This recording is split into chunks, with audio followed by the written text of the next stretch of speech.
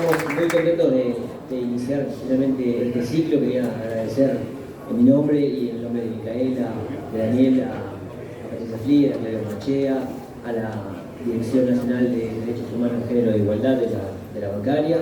Estamos muy entusiasmados y a veces un poco nerviosos, hay mucho público, hay gente que nos ve por otros lugares, por otros canales. Así que bueno, vamos a iniciar un diálogo un poco también en el marco de lo que Sergio Palazzo presentó hace un ratito también, que es cómo pensar en esta trayectoria de 41 años de democracia frente justamente a un escenario que nos resulta un poco, podemos decir, como desalentador en un punto, ¿no? O sea, cómo pensar una trayectoria de una historia nacional, ¿sí?, que ha hecho de los derechos humanos un baluarte, uno de sus pilares, y de repente, 40 años después, 41 años después, estamos pensando, ¿sí?, cómo la taba se dio vuelta, ¿no?, cómo los escenarios se empiezan a venir en contra. En ese sentido, tanto Micaela, que está en el laboratorio de estudios sobre la democracia en Argentina, en la Universidad de San Martín, y Daniel, que está en el Centro de Estudios de Genocidio, en la Universidad 3 de Febrero, han reflexionado de diversos modos, a través de diversas trayectorias, diversos soportes, diversos momentos históricos, cómo ha sido esa relación, esa tensión entre democracia y derechos humanos en Argentina. Entonces, la primera pregunta que tengo para ambos, y un poco para ordenar también, invito a Micaela a que sea la que inicia la conversación, es justamente cómo se construyó esa relación entre democracia y derechos humanos en estos 41 años desde la recuperación democrática. Entiendo que Sergio hacía alusión a los años 2000 y a lo que sucede desde Néstor Kirchner, Cristina Fernández de Kirchner, lo que sucede en América Latina, pero esa dimensión no fue lineal en esos 41 años. Entonces, ¿cómo se construye ese vínculo? Bueno, antes que nada, reitero el agradecimiento. Para mí es un placer y una gran responsabilidad estar aquí hoy frente a ustedes intentando decir algo que tenga sentido. Bueno, nada, así que lo agradezco. Yo no me considero experta en eso, creo que ustedes dos son voces más autorizadas. No obstante, creo que efectivamente la relación entre derechos humanos y democracia ha sido una relación compleja desde la recuperación de la democracia, voy a decir una cosa que es medio de sentido común, pero con marchas y contramarchas, con avances muy significativos, por supuesto, en el momento de la recuperación, que terminan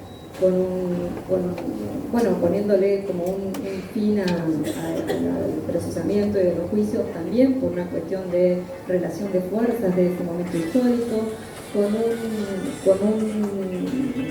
con una pequeña, digamos, con un declive muy significativo durante el menemismo, que también se asocia con un momento particular también de esas relaciones de fuerza que tiene que ver con la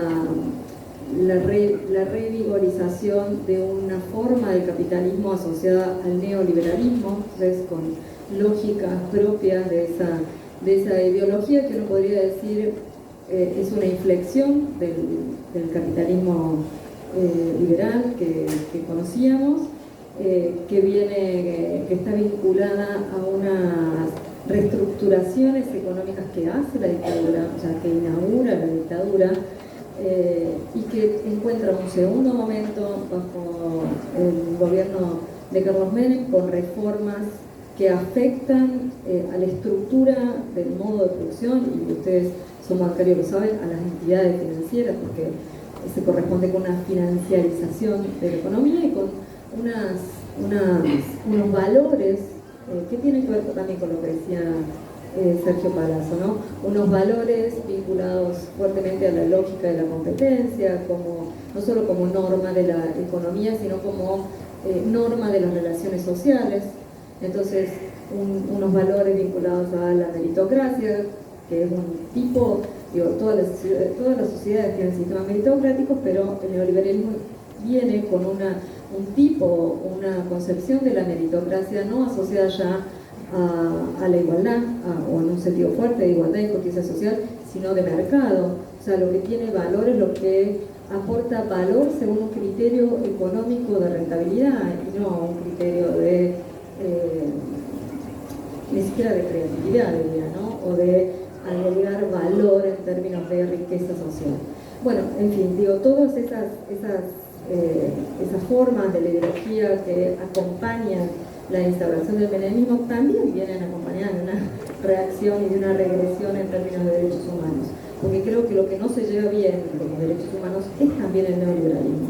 Entonces, todos los gobiernos que han consolidado a través de sus agendas, no solo económicas, sino morales, valorativas, estéticas, principios vinculados al neoliberalismo, han apagado o han desplazado la inquietud por los derechos humanos, y eso nosotros lo vimos en acciones concretas, ¿no? Durante el menemismo, con indultos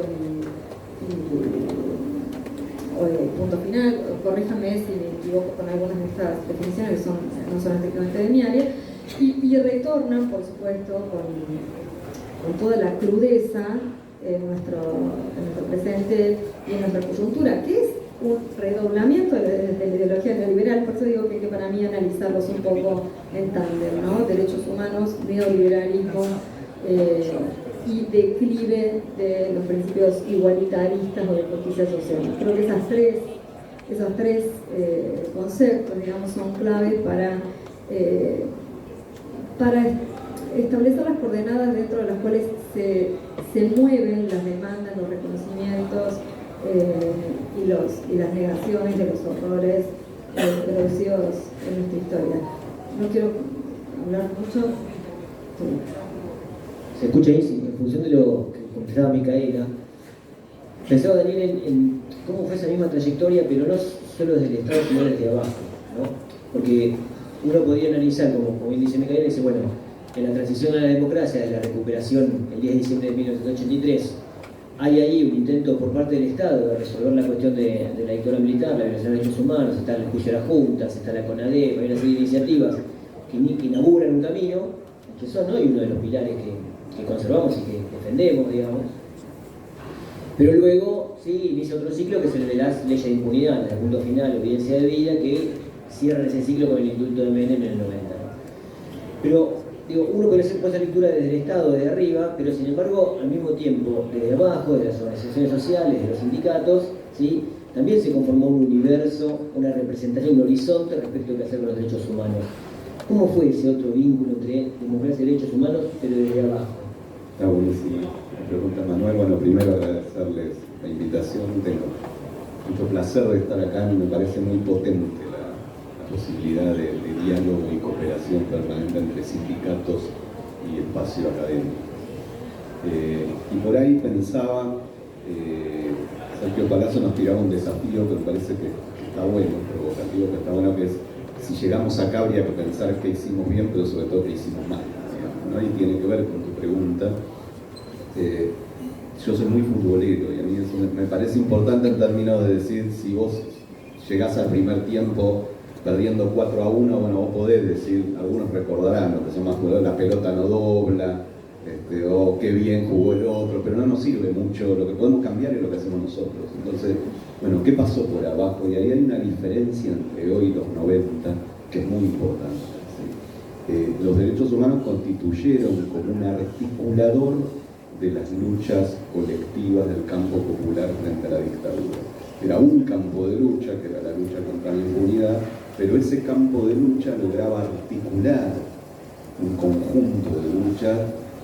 Hubo paros durante la dictadura, hubo resistencia a ese intento de transformación económica, hubo luchas desde el plano de lo barrial, de lo vecinal, hubo luchas en distintos campos, pero las madres eran vistas como el articulador, no solamente como un reclamo contra la impunidad. Y quizás el momento más fuerte fue a partir del 96, cuando se crea el Encuentro Memoria, Verdad y Justicia, que era justamente una articulación de centenares, incluso algunos pocos miles de organizaciones de los más distintos ámbitos, pero con una especie de coordinación, articulación del movimiento de derechos humanos. Entonces, esto que en las políticas fue un ida y vuelta, en la construcción del sentido común de los sectores populares, tuvimos un ciclo ascendente muy largo.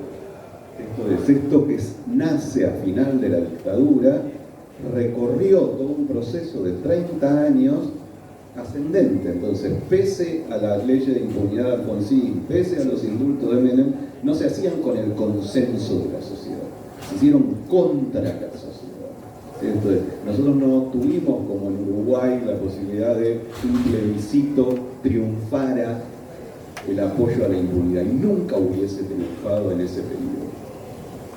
Y lo que creo que es tan preocupante hoy, por eso retomaba ese desafío de Sergio, es que a partir del 2012, 2013, ese ciclo ascendente se detiene y empieza un ciclo descendente. Y el ciclo ascendente me refiero cuando logramos como sectores populares cada vez construir mejores articulaciones de ese pasado en el presente. Ciclo descendente cuando eso empieza a volverse en contra, cuando lo que va pasando es que cada vez las construcciones, las representaciones más dominantes son más problemáticas para nosotros. Y muestra mucho de lo de los ciclos ascendentes o descendentes dónde están los jóvenes. Hasta 2012, 2013, los jóvenes estaban acá. Desde ese momento, los jóvenes están allá. Nos está mostrando que hay algún problema. La lógica, bueno, ¿por qué? Entonces, una sería decir, la pelota no dobla, bueno, todo el mundo se está yendo a la derecha, todas las cosas que ha hecho bien las nuevas derechas, que es cierto que hay muchas cosas que han cambiado, ¿sí? Que han comenzado a hacer de forma más inteligente, pero insisto, me parece que lo más importante es qué hicimos o no hicimos nosotros. Y yo destacaría tres cuestiones ahí. La primera es que perdimos la noción de que las representaciones sociales se construyen de abajo hacia arriba. ¿Cierto? ¿Qué es lo que pasa en el campo popular, lo que luego va irradiando hacia la estructura política y le va poniendo límites, le va exigiendo cosas, va logrando conquistas? ¿Sí? A partir de, yo diría, por eso ese momento que es difícil ubicar cuándo, pero empieza una lógica donde empezamos a pensar que es al revés, que es desde el poder estatal, desde la estructura política, que hay que plantear políticas que irradien a la sociedad. Y ahí perdimos potencia, ¿sí? Porque no funciona así. ¿Sí? Porque si te transformás en lo políticamente correcto, justamente los jóvenes que son en general rebeldes. ¿Sí? Y entonces, una cosa es rebelarse ante la dictadura, otra cosa es rebelarse ante ese orden progresista, cuando desde abajo, en lugar de forzarse al Estado a más, se intenta esto, la consigna actual, digo, ya aprovecho que el secretario general tiró provocaciones, a mí me gusta ser provocador, tirar varias sobre esto. Defender los derechos. Defender los derechos es conservador, no es algo rebelde, no es, algo, es tratar de resistir acá, que todo esté como está, no es mejorar. ¿Sí? Me parece que ahí es donde se perdió una parte con ese primer punto. Segundo punto, una de las mayores potencias del movimiento de derechos humanos era su transversalidad, su pluralidad política. Esto es, a la hora de las elecciones votábamos distinto, pero contra los genocidas estamos todos. Y eso incluía un marco enorme de identidades. ¿Sí? Cuando los derechos humanos se fueron transformando en una rama del kirchnerismo, eso quitó potencia. Porque una cosa es decir, puedo coincidir o no con vos en esto, pero acá no hay duda, en esto estamos todos. Si para estar acá yo tengo que adherir a todo lo otro, y si alguna de las cosas del otro no me gustan, entonces esto tampoco. Eso pasó que lo que nadie se animaba a decir hasta 2011, 12, algunos se empiecen a decir. Uno se olvida que en las elecciones del 2011, que se presentaron muchos de los actores actuales, todos los conglomerados políticos, incluyendo a Macri, incluyendo a Carrió, dejaron clarísimo que si había algo que coincidía, era en el juzgamiento de los genocidas. Nadie podía decir que no. Las elecciones del 2015 van a ser muy distintas, ¿sí? Ni que hablar las últimas, ¿sí? Donde se empieza a animar una cantidad de gente a decir, estoy podrido, dice la nata de los derechos humanos, un tipo que había participado de esas luchas, ya me tienen podrido, y esta cosa, el curro de los derechos humanos, empieza a aparecer toda una deslegitimación, pero porque se lee en clave derechos humanos kirchneristas. Eso le quitó potencia en vez de darle potencia.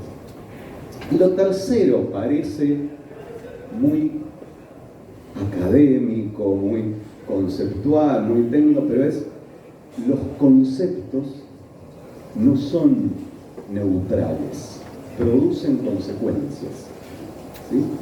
Y esto a veces nos cuesta pensar desde el campo popular, que como yo le digo algo, ¿sí?, genera efectos en las discusiones que puedo dar.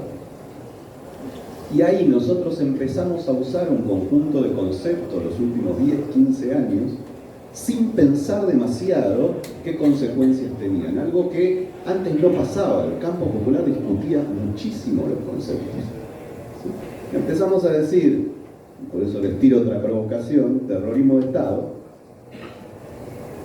Le decimos todo el tiempo terrorismo de Estado a lo que ocurrió en la dictadura, sin darnos cuenta que ese concepto, terrorismo de Estado, nos lleva a una discusión complicada, porque introduce como principal elemento para caracterizar la dictadura el terrorismo.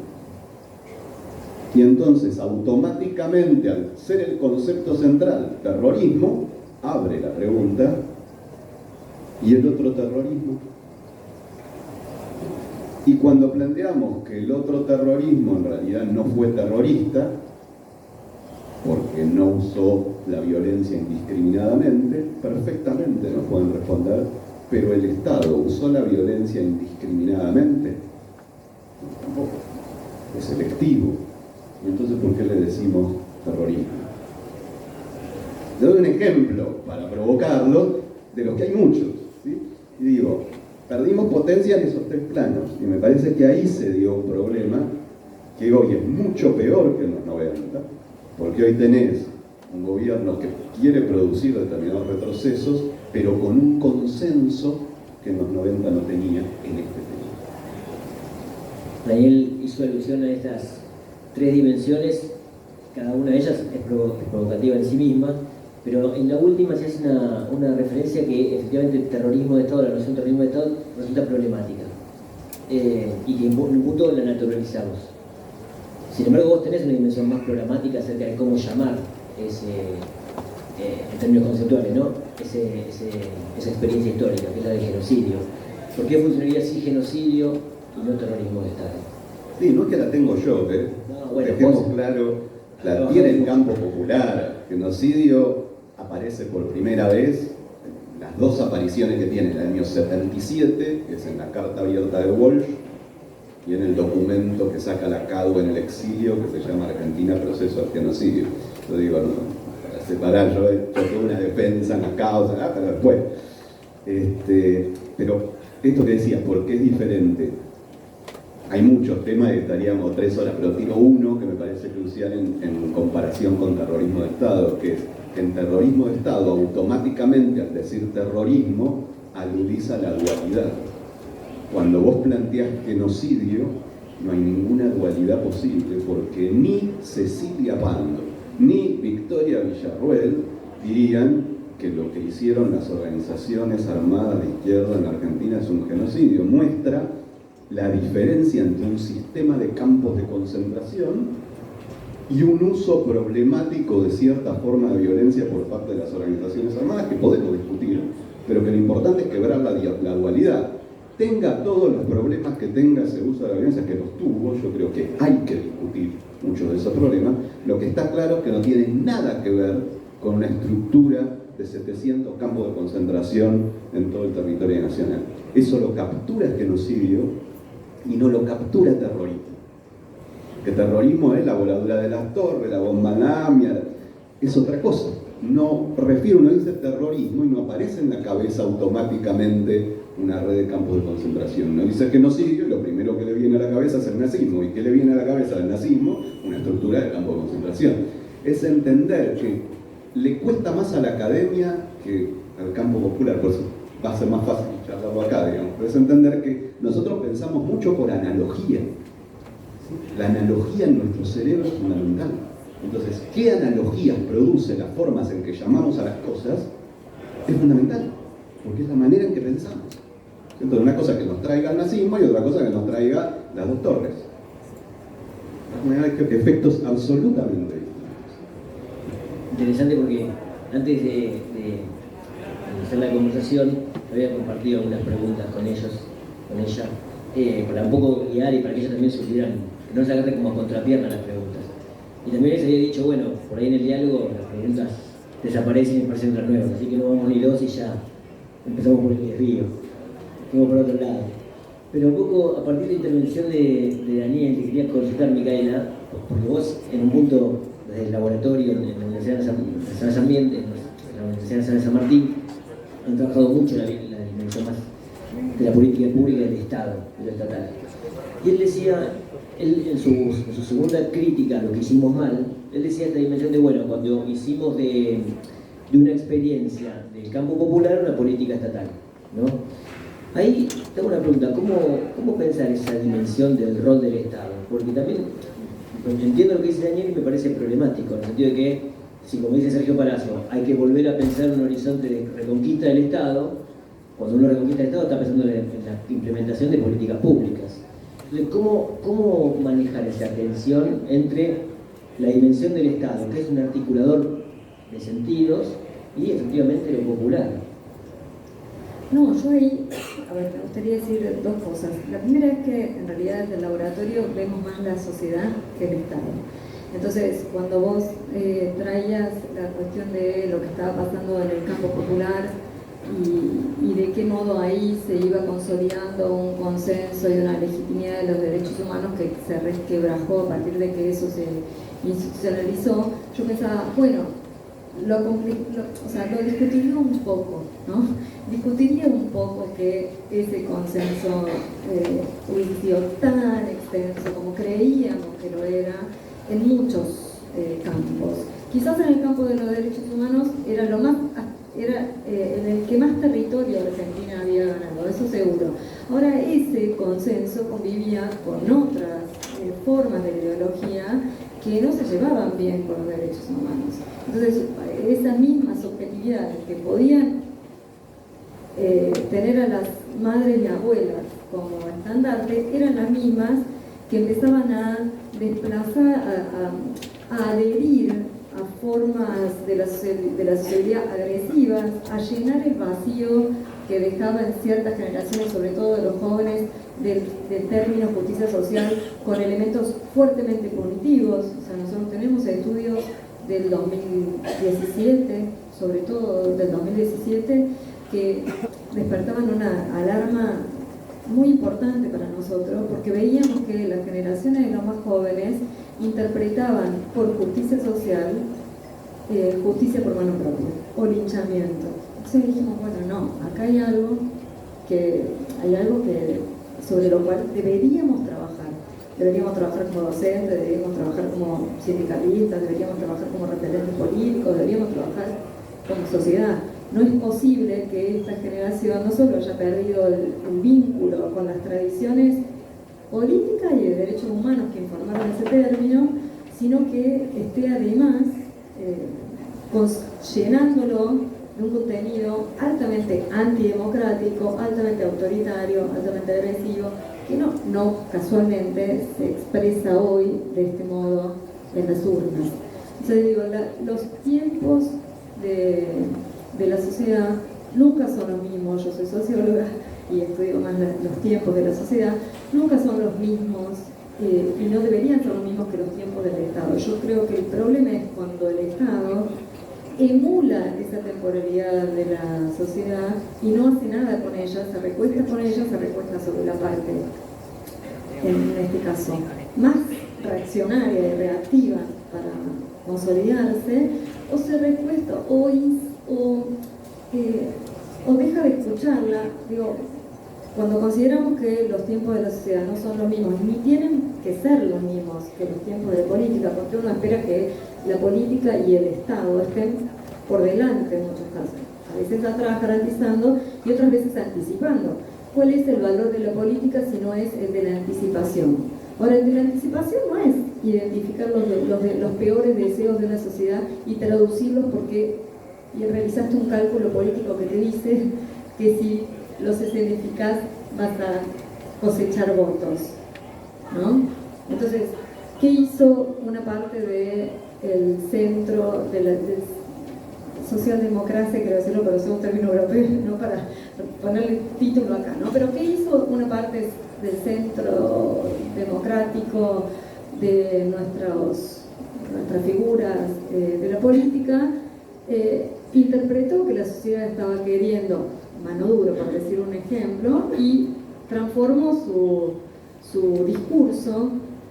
Estoy pensando en el radicalismo, que históricamente estuvo asociado a conquista de derechos humanos y, bueno, se transfiguró al calor de la sociedad. Eso es un error, ¿no? Eso es un error, porque si uno considera que las convicciones políticas son fundamentales para la transformación de la sociedad, bueno, uno no puede cambiar sus convicciones porque cambia la sociedad. Ahora, también pasa lo contrario. Muchas veces el Estado está más adelante que la sociedad. Y eso pasó, creo yo, y pasa, y algunas veces pasa en un buen sentido. Creo que con la ley de matrimonio igualitario, el Estado dio un paso más adelante de la sociedad. Y eso está bien, y eso es provisorio, porque es un Estado que amplía, o sea, que obliga a la sociedad a reflexionar sobre sí misma, ampliando un derecho y generando y invirtiendo un estigma que produce sufrimiento social. O sea, ahí tampoco quiero confundir Estado con política. El Estado es una cosa, la política es otra cosa, ¿no? El Estado es una serie de instituciones que anteceden y trascienden a la política. La política es un juego de ideas, de fuerzas, de demandas, de interpretación de reivindicaciones, etcétera, que a veces puede traducirse en iniciativas institucionales, estatales de primera y otras veces no. O sea, habría que definir Estado, política, sociedad civil y pensar cuándo la sincronía es democratizante y cuándo la sincronía es erosiva para la democracia y para los derechos humanos. Yo creo que este momento es un momento efectivamente existía en la sociedad, y esto lo veníamos trabajando y estudiando hacía bastante tiempo, disposiciones antidemocráticas. Ahora, si los políticos la leen y no hacen nada por modificarla, sino antes bien se montan sobre ella para generar apoyos electorales, es una irresponsabilidad política, no podría decir de este lado, porque eso no lo hizo solo Milei, eso también lo hizo el centro de la política argentina. Si no, no hubiera ganado, por otro lado, ¿no?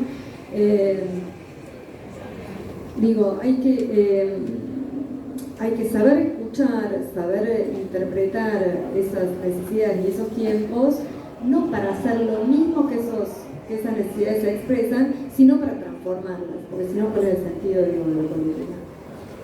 Gracias.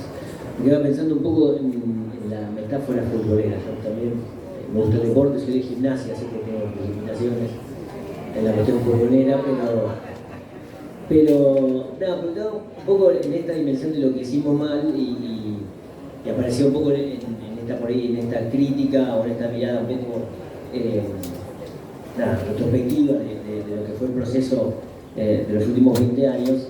Pero me quedaba pensando si no hay en esa metáfora de pasarela de la pelota no dobla algo de verdad también, ¿no? Porque un poco Sergio también lo decía, bueno, uno puede mirar el Estado, pero el Estado a la vez interactúa con poderes económicos o con otros poderes, los poderes judiciales y otros poderes. Entonces, en un punto está lo que hicimos mal, pero también están los condicionamientos, o sea, lo que estaba por fuera de lo que podíamos hacer o no hacer, y también fue, de alguna manera, marcando el camino, ¿no? Entonces, la pregunta tiene que ver con eso un poco a los dos, digamos, ¿cómo pensar ese tiempo, ese vínculo entre democracia y derechos humanos en función de otros condicionamientos? Pienso justamente, no sé, en poderes económicos, y pienso un poco a través de los libros que han publicado recientemente los dos, La batalla cultural, Prejuicio y política, ¿sí? También en un contexto global, donde efectivamente esas derechas radicalizadas o derechas alternativas se están imponiendo a una escala mucho más amplia, ¿no?, que el caso argentino. Entonces, ¿cómo operan esas dimensiones, lo contingente y lo que está por fuera de lo que hicimos mal? está bueno preguntarlo para aclararlo. Cuando yo me burlaba de la pelota no dobla, no es porque no fuera cierto. Digamos, efectivamente hay elementos de la realidad que ocurren. Te sirve conocerlos solamente como variable, en el sentido que no son cosas que vayas a poder cambiar con tanta facilidad. Cuando digo que es más útil mirar lo que hicimos mal, es porque es aquel campo que podemos transformar.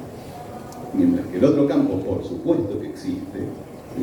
Y veníamos planteando cosas, vamos a decir, yo cuando escribo La construcción de la nanofascista, que son artículos del 17, del 18, diciendo, miren lo que viene, es justamente para decir, tomemos esto como variable. Pero tanto que si solo mirás eso, te paraliza, porque decís, bueno, qué terrible lo que está pasando, es lo que nos toca, hay que aguantárselo.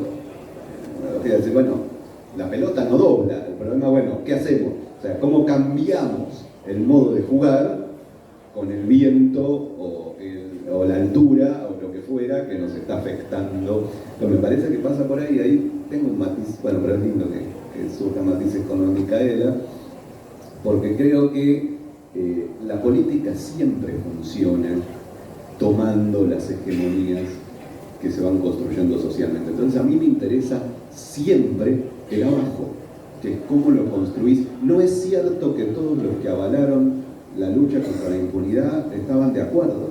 Lo avalaron porque se construyó por abajo esa hegemonía que fue recontra fuerte. Es cierto que no en otros campos, pero la lucha contra la impunidad fue enorme. Un dato te tiro del 2012, pero digo, lo podemos ver también en los 90. 2012, estudio de opinión de las facultades sociales de UBA sobre la opinión de la población sobre las medidas que tomaron los gobiernos kirchneristas. La que tenía mayor consenso es la reapertura de los juicios, primera, ¿sí? Antes que cualquier política económica, con el 82%. Esto es muchísima gente que ni en el mejor momento del 54% del 2011 votó al kirchnerismo, con el juzgamiento de los genocidas estaba de acuerdo.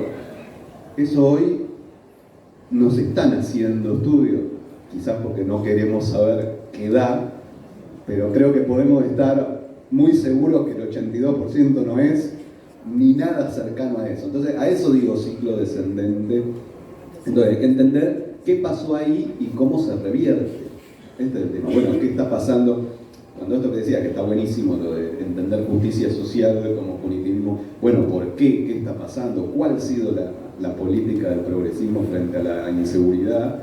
Porque si a vos te dicen que tenés los índices de seguridad de Noruega, ¿sí? Y que en realidad eso no es un problema en la Argentina, bueno, ¿a quién afecta esa inseguridad? ¿Afecta a los sectores dominantes o afecta a los sectores populares? Entonces me parece que ahí es esto, preguntarnos por qué se construye eso de ese modo y cómo lo revertimos, pero insisto, desde abajo. A mí no me parece que se revierta, y no porque desprecie lo que hace el Estado, las políticas. Me parece que es súper importante, pero súper importante como expresión de lo que se construyó como por abajo. Si no, no se puede sostener. Un último ejemplo, pero el macrismo se llevó puesta en 2 minutos la ley de medios.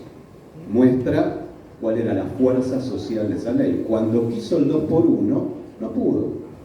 Y esto muestra que la consistencia son como las casitas de los chanchitos, digamos, bueno, la de papel y la de material. Bueno, esto tiene que ver con la fuerza social con la que se construye cada uno de estos elementos, no con qué tanto quiere el poder político hacerlos, sino qué tiene abajo para bancarlo, ¿sí? Ahora uno puede pensar lo mismo que era, en vez de pensar si la lapicera o no lapicera, ¿cuánto se podía bancar a Vicentino? ¿Cuánto se hizo para construir la posibilidad de expropiar Vicentino? ¿Sí? Me parece que es esto, es pensar que esas construcciones son por abajo. Un poco pensando esa idea de la pelota no dobla, pero un poco en el contexto más global, ¿no? No, a mí hay ahí dos como tendencias en las discusiones.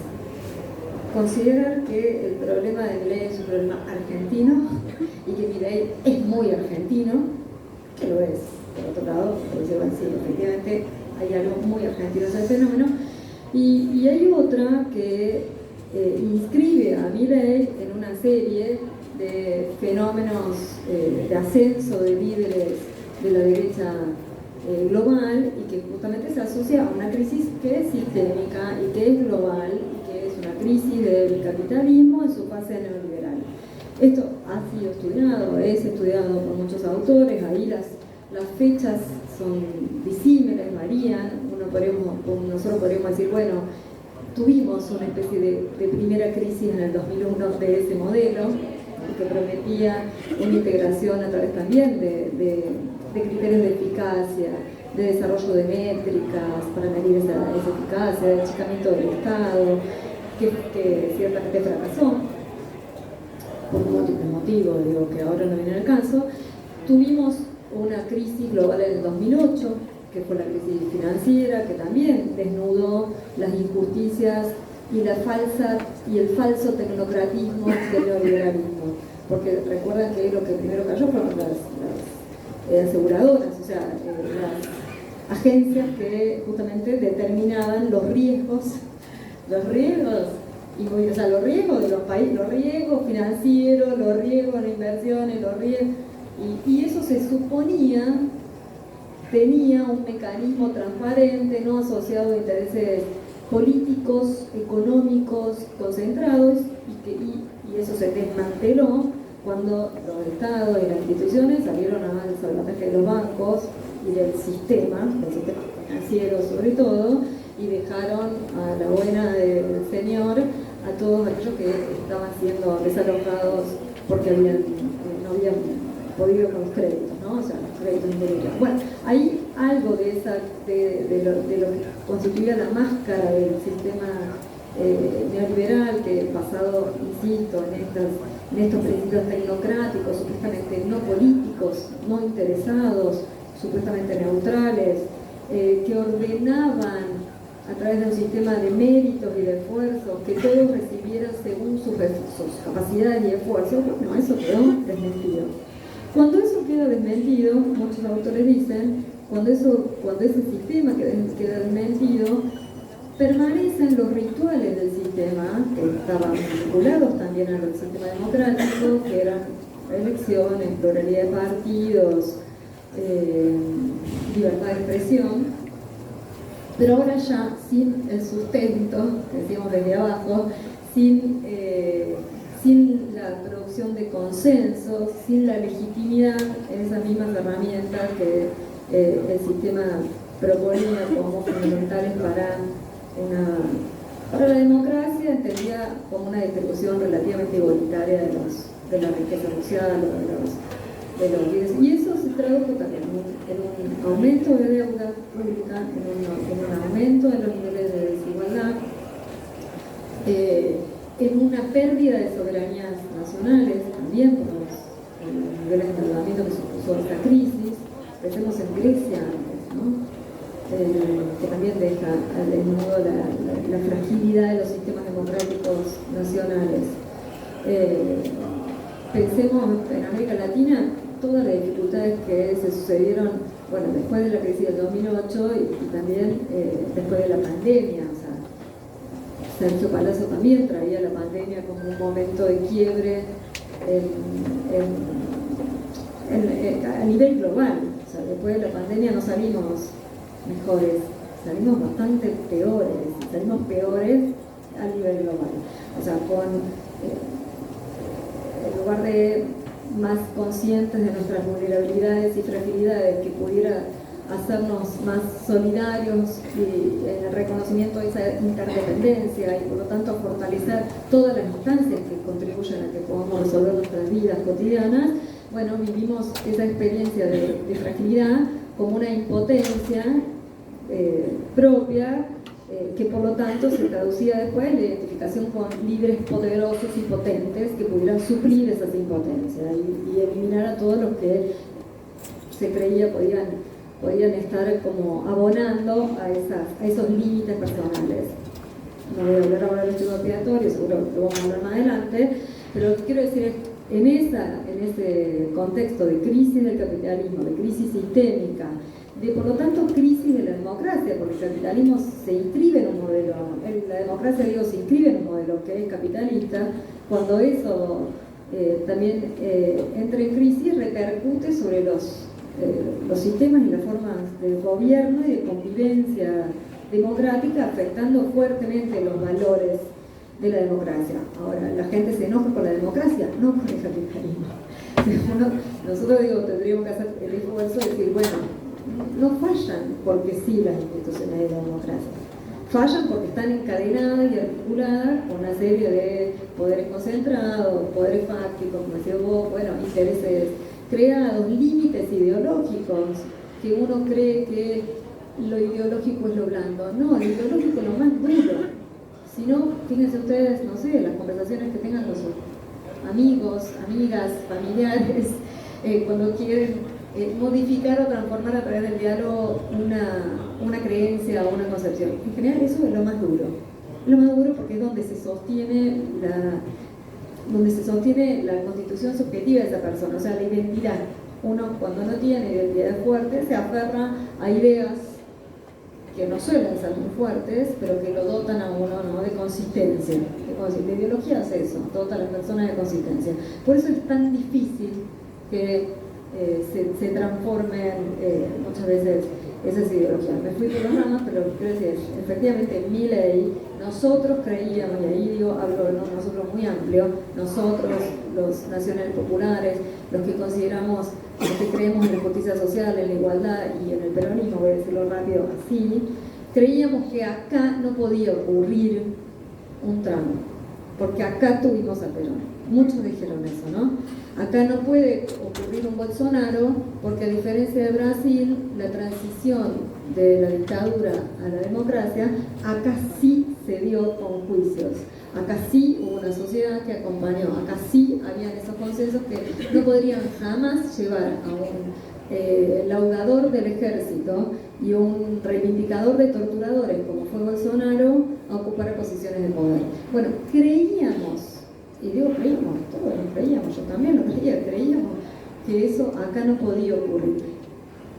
Lo que nos faltó considerar es que Argentina forma parte de un concierto de naciones en el mundo que están hermanados por un mismo sistema, finalmente, de acumulación, de producción de sociedad, que es el capitalismo. Y el capitalismo es global, aunque hayamos creído que la globalización terminó en uno de los sentidos, que era el sentido, la cara más amigable de la globalización, que es el multiculturalismo.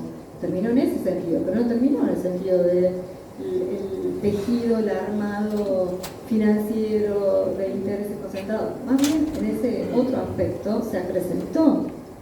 Y hoy, más después de la pandemia, los que más se acumularon en términos de capital fueron los sectores financieros y los de las telecomunicaciones, ¿no? Y todo lo vinculado con el mundo y el e-commerce, Mercado Libre, Elon Musk, etcétera, ¿no? Ocasionalmente. Pensaba un poco, usando las dos intervenciones, en un texto que se publicó hace poco de una investigadora italiana, Valentina Pisanti, se llama Los Guardianes de la Memoria, se tradujo al español. Interesante porque ella se pregunta acerca de por qué si en los últimos 20 años hemos convivido con esta cara amigable de la globalización, que es un poco su matriz derecho-humanosa, podríamos decir, ¿no? Ella dice, bueno, ella no está pensando en el caso argentino, está pensando en el caso europeo, sobre todo. Dice, bueno, pero en los últimos 20 años hemos tenido leyes dedicadas a la conmemoración, hemos construido sitios de memoria, monumentos, hemos acompañado ciclos conmemorativos, hemos publicado testimonios, hemos dedicado la filmografía a trabajar el holocausto, los genocidios, las dictaduras militares. ¿Por qué si hemos generado todo eso, estamos ante este escenario nuevamente global? Y una de las respuestas, que ella tiene muchas respuestas, una de ellas se me asemejaba mucho a lo que ustedes decían, es porque frente a las crisis del capital, justamente, ¿sí?, el Estado no supo dar otra respuesta que profundizar la beta derecho humanosa, dice, ¿no? Entonces, no pudimos abordar otros problemas, o frente a otros problemas, lo que hacíamos era profundizar esa sola dimensión, ¿no? Desde un punto dice, bueno, fue muy útil, pero en algún momento también empezó a caer en saco roto, ¿no? Porque bueno, finalmente la gente, el pueblo reclamaba otras respuestas u otros problemas y frente a eso no teníamos respuestas, ¿no? Pensaba también un poco que los dos introducen la dimensión de la juventud, que algo pasó también ahí del orden de lo generacional, ¿no? Que el tiempo ha cambiado y entonces hay algo ahí del orden de lo novedoso. Te pregunto vos, Micaela, porque lo han trabajado mucho en el ERA, en el libro Los discursos de odio, en el discurso también, ¿sí? ¿Qué pasa? ¿Cómo interactúan este otro escenario, además, no solo del capitalismo, sino también cómo se articulan con las telecomunicaciones, con las redes sociales, con ese nuevo universo de subjetivación y de construcción de subjetividades, que a la vez nosotros muchas veces generalmente también miramos un poco desde afuera y nunca alcanzamos a comprender. ¿Cómo se cruzan ahí discursos de odio, negacionismo, redes sociales, tecnologías? Bueno, entre eso sí hay un encuentro infeliz para nosotros, pero productivo entre sí. Nosotros efectivamente todas las encuestas lo hicieron, ¿no? Pero todos sabemos que dentro del universo de votantes de Javier Milei, primera y también segunda vuelta, llamó la atención la gran proporción de jóvenes de 19, en realidad ahora votan desde antes de 16, era nuestra medición a 24, 25 años.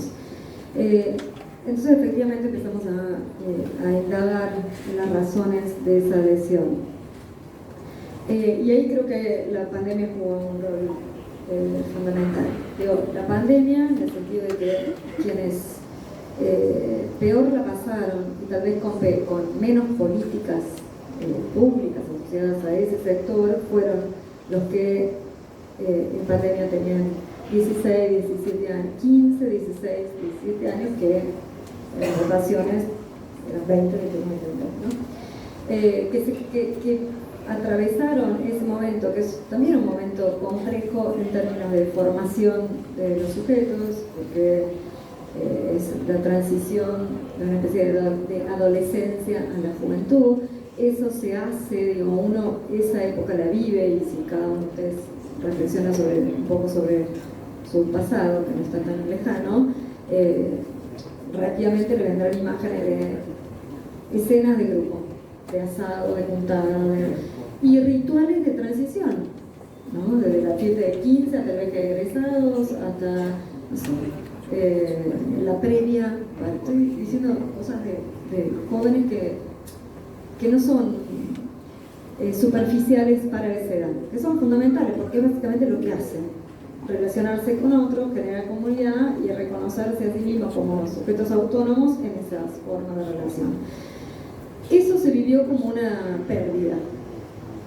Y más que una pérdida, te diría más, digamos, no solo una pérdida, sino como una quita. Alguien me quitó esto. Y ese alguien me quitó esto no fue alguien que quería protegerme, sino simplemente alguien que me quitó eso. Y eso que me quitaron, alguien debería pagar por eso que me quitaron.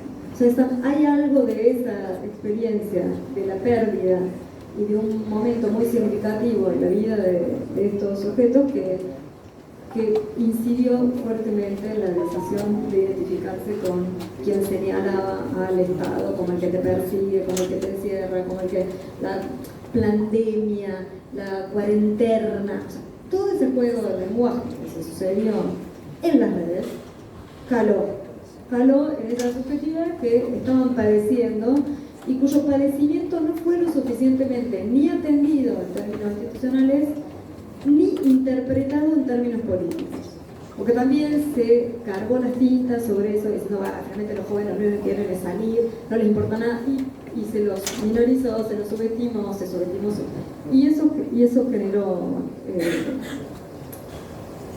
generó condiciones para que pudiese efectivamente calar un discurso autoritario como el de Milei. Por otro lado, la cuarentena con esta constelación particular de experiencias es muy importante. Por otro lado, hay una realidad que tampoco fue lo suficientemente entendida, que es de una precarización de las condiciones de inserción en el mercado laboral muy, muy fuerte en ese traumario, que produce hartazgo, enojo, frustración, malestar, y que no afecta solamente a los jóvenes, pero afecta más a los jóvenes. Y hay también esto que decíamos, pondría dos elementos más: la cuarentena con esta situación, la precarización laboral una vez que se sale de la cuarentena, y en la cuarentena un modo de socialización hipermediado por las redes sociales, donde es el lugar en el que más circulación tienen los discursos de odio, las teorías conspirativas, los negacionismos múltiples, digo, no solo de la dictadura, sino también del cambio climático, del terraplanismo, la teoría del gran reemplazo, infinidad. Y hay un modo de interactuar con esa red, sobre todo cuando uno va a lugares más oscuros, porque también en momentos oscuros uno va a lugares más oscuros, no siempre busca lugares luminosos, se mete y consume lo que cree, que escalan y radicalizan las posiciones. Entonces, si vos entraste a ver algo asociado a alguna teoría conspirativa vinculada a la pandemia, eso seguro te conectó con un grupo que recluta, ¿no? Pues, impresionante, ¿eh? Es un grupo que recluta militantes, no sé lo que sea. Exacto. Absolutamente, ¿no? Absolutamente. La lógica algorítmica ahí es un elemento central para entender los mecanismos de reproducción de ciertas ideologías. Iba a decir una última cosa que estaba asociada a esto, que es, ahí también es una generación que me parece a mí que no supo ubicarse con ciertos avances en el campo de los derechos, de los feminismos, así pongámoslo en términos generales, ¿no? Que vio muy amenazado su lugar y su estatus social, que en lugar de interpretar a esas conquistas de los feminismos en clave emancipatoria, inclusive para sí mismo, lo vivió como una amenaza, y eso también generó, como también algo de esto traía Sergio, también generó comunidades. Hay un concepto que se utiliza que es la de la manósfera, que es un grupo de varones resentidos por los fracasos individuales que creen que las culpables son las mujeres y reproducen una lógica segregacionista, discriminatoria, prejuiciosa, reaccionaria, reactiva, pero generan comunidad, o sea, sí crean lazos. Dani, haciendo ilusión un poco lo del algoritmo, la verdad también que vos habías reflexionado en lo de la racista, después en otras intervenciones tuyas, sobre justamente cómo funciona ese mundo vinculado al discurso de odio, el negacionismo y las redes sociales. ¿Cómo se articulan? ¿Y qué lugar ocupa el negacionismo también ahí, no? A ver, 3-4 cosas ahí. Primero, porque siempre lo que trato de tener presente, para no caer en la pelota no dobla, digamos, pensar contra ejemplos, digo. Es cierto que hay avances en muchas partes del mundo de estas nuevas derechas. Es cierto también que el triunfo de Sheinbaum en México fue arrollador y que la nueva derecha en México no llega al 3%. Entonces uno dice, bueno, ¿qué pasa? Los mexicanos no viven en la realidad donde tienen otro viento y ahí la pelota sí dobla, o hacen otras cosas. Es esto que es pensar que no es que ante lo que ocurre, entonces nos tenemos que resignar a que las cosas son así. Y es interesante para pensar también la pandemia, digo, y ahí voy a esto, ¿no? Pero en los estudios que fuimos haciendo con Javier Balsa en ese momento, hasta abril del 21, hasta un año después, el nivel de apoyo, de solidaridad a esta política de cuidarnos colectivamente era muy alto. Pero no estuvimos la foto de Olivos, digo, y esto fue demoledor, digamos, ¿no? Porque vos estás haciendo un sacrificio enorme en una lógica solidaria y colectiva, y después decís, bueno, pero yo era el boludo que estaba haciendo, mirá lo que pasaba, y entonces vuelve el 2001, vuelve la lógica de decir, los políticos están en su mundo y nosotros sufrimos. Entonces, es cierto que el funcionamiento del algoritmo de las redes sociales facilita esas cosas, y creo que hay un desafío enorme, lo estamos charlando con gente de programación, de pensar, naturalizar que esa es la única manera en que podrían funcionar con este algoritmo que se generó para ganar dinero, porque viene de Amazon en realidad, pero que produce dos efectos muy problemáticos, que efectivamente la pelota no dobla, el problema que hacemos con eso, ¿no? El primer efecto es el filtro burbuja, que ese algoritmo te muestra más de lo que vos pensás, de lo que querés ver. Entonces te reafirma,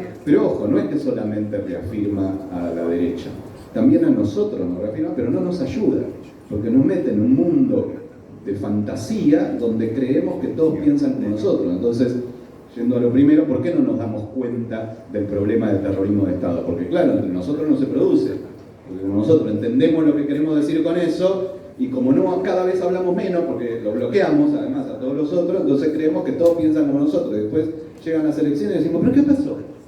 Y bueno, pasó que cada vez hablamos menos gente, que a la tía que pensaban no le hablas más, la sacaste de tus redes y no te enterás ni cómo piensa. Bueno, para desarmar cualquier estructura de pensamiento necesitas entender cómo funciona. Para entender cómo funciona tenés que hablar. Entonces, ese es un efecto. Y el segundo efecto de los algoritmos es que vos haces una acción que es social en un contexto privado. Esto es, vos tuiteás solito en el living, en el baño, vaya a saber dónde, pero solo, y las inhibiciones sociales que se construyeron milenariamente y que generan la posibilidad del lazo social, que es, yo acá no voy a decir algunas cosas que pienso porque siento que no está bien, son partes mías que no me gustan y como a mí me importa la mirada de ustedes sobre mí, yo detecto ese problema en la vida y hay cosas que no digo, hay cosas que no hago, lo cual es muy bueno. Por un lado, creo que un problema de ese progresismo, llamémoslo, digamos, para llamarlo en un sentido muy amplio, es que consideró que eso era malo. Yo creo que ahí nos fusilamos los pies, digamos. Inhibiciones sociales como la culpa, la vergüenza, fueron catalogadas de cosas horribles que nos impiden ser nosotros mismos, entonces que caigan las inhibiciones, pero a su vez el algoritmo genera que como no estás rodeado de otro cuando lo haces, lo que pones en la red no necesariamente te animarías, por un lado con tu nombre, porque a veces lo haces anónimo, o por ahí en una instancia social donde el otro te ve, y entonces eso genera que emerja lo peor de nosotros. ¿Sí? Entonces, pero no lo peor de los demás, lo peor de nosotros. Entonces, esos dos procesos de filtro burbuja y lo privado hecho público, hecho social, bueno, tienden a, es como un plano inclinado, la pelota que no dobla. Entonces ahí hay como varios desafíos. Una es pensar, y que me llama la atención que no se esté desarrollando, bueno, hay otros algoritmos posibles, ¿por qué no pensar en otros? Después está la cuestión, ¿se logrará, no se logrará, que sean muy generalizados? Bueno, un segundo problema, pero el primero sería ¿cómo podría funcionar de otra manera? Redes que te expongan a niveles de disonancia, ¿sí? Redes que ponderen los puntos, esto es lo mismo .edu que .gov, que .com, que .org, se tiene que ponderar todo igual mínimamente de la viralización, o puede ponderarse en función de dónde viene. Bueno, millones de cosas que uno podría pensar en algoritmos distintos. Y después la otra es, bueno, ¿qué hacemos con este algoritmo? O sea, ¿cómo operamos socialmente en un contexto con este plano inclinado donde la pelota no dobla? ¿Sí? Y entonces, al favorecer lo peor de nosotros, bueno, entonces la crueldad, el odio, la estigmatización tienden a viralizarse más. ¿Por qué? Porque nosotros mismos le damos clic a eso porque queremos saber qué dice. Digamos, ¿no? Entonces cuando nadie nos ve y no vamos a contar que hacemos clic, pero metemos el clic ahí y metemos el clic y lo viralizamos más. Entonces digo, bueno, es complicado las dos cosas, ¿sí? Una requiere mucho laburo transdisciplinario, a ver si y político se puede hacer, la otra, bueno, y con esta pelota que no dobla, ¿cómo jugamos? Digamos, ¿no? O sea, ¿cómo rediseñamos lo que hacemos para jugar en este territorio que tenemos ahora? Pero por eso digo México, entre otros casos, porque bueno, hay quien hace otras cosas, y entonces en esto que decía, Micaela, cuando lo que hace el gobierno le resuelve la vida a la mayoría de la población, resulta que estas iniciativas tienen menos territorio para avanzar. Si la estás pasando mal, es mucho más probable que entres en todos estos circuitos conspirativos que si no la estás pasando tan mal. Y esto me parece que también ha sido. Gracias. Habitualmente la última pregunta sería, bueno, vimos lo que hicimos bien, vimos lo que hicimos mal, vimos lo que se nos escapa, lo contingente, la pelota que no dobla, ¿y qué hacemos? Esa es la pregunta del final. Pero es una pregunta un poco cruel, porque pedirle a Daniel y Micaela que nos den la guía hacia dónde ir. Me parece que lo mejor es un poco volver sobre algo de lo que dijo Daniel al principio, que es pensar colectivamente de abajo las alternativas. Hay que volver a construir, como dijo Sergio Palazzo también, hay que volver a reconstruir los horizontes, volver a construir el denominador común, lo que nos pone de acuerdo, lo transversal, ¿sí? Y me parece que nada, el futuro es incierto, pero no deja de ser incierto para todos. Así que nada, se trata por ahí de recomponer las condiciones del futuro. Gracias a todos y a todas por haber estado con nosotros.